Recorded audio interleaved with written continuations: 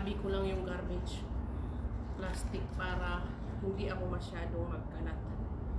Kasi kung makalat masyado, nakakapagod din, di ba? Para isang anuhan ko na lang,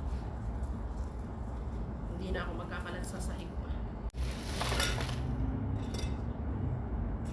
Ganyan dito mga sukalabs.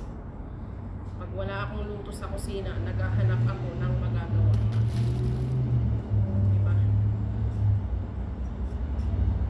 Pero mas gusto ko dito sa garden kasi nalilibang ako dito at saka parang mahangin, malamig, ganyan. Yun ang gusto ko.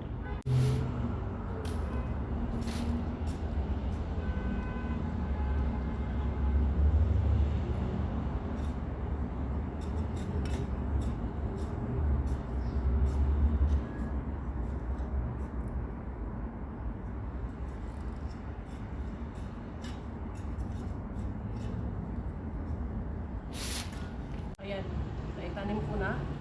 Lalagyan ko naman siya ng tubig para hindi siya yung mabigla ba na nalalata.